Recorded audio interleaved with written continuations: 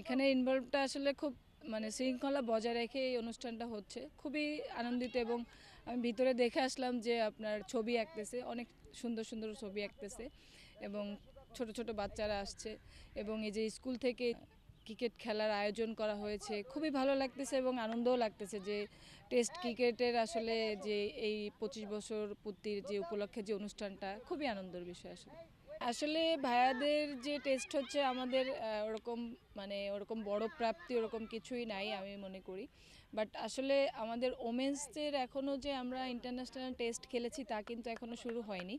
আমরা ঘরোয়াভাবে একটা টুর্নামেন্ট ক্রিকেট বোর্ড আয়োজন করেছে, তো এই শুরুটা আসলে আমাদের খুব দরকার ছিল। তা শুরুটা যেহেতু করেছে সবাই কিন্তু আমরা ভালো করছি যে 3 দিনের ম্যাচ খেলতেছি। এবং আমাদের ফাহিম স্যার এবং আমাদের কোচ আর অনেকে গেছিলো ক্রিকেট বোর্ডের দেখতে, খুবই তারা ইন্সপায়ার হয়েছে যে যে মেয়েরা 3 দিনের ম্যাচেও খেলতে পারছে।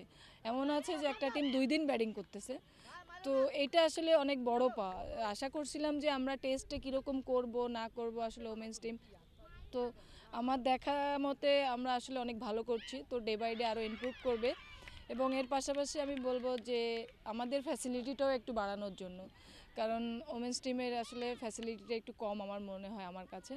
তো ডে বাই ডে ইমপ্রুভ হচ্ছে না তা না, বাট আমি চাবো যে আমাদের খেলাগুলো যাতে একটু ভালো মানের মাঠে হয়, যে আমরা যাতে খেলতে পারি সেই সব জায়গাটা, আসলে ম্যাচগুলো যাতে হয়। আসলে সত্যি কথা বলতে আমি টেস্ট খেলা দেখি, আমার খুব ভাল লাগে। আর আমারও ইচ্ছা যে আমি বাংলাদেশ টিম হয়ে একটা হলেও টেস্ট খেলতে ইচ্ছা আমি, বাট জানি না উপর আল্লাহর ইচ্ছায় যদি হয় ইনশাল্লাহ খেলবো।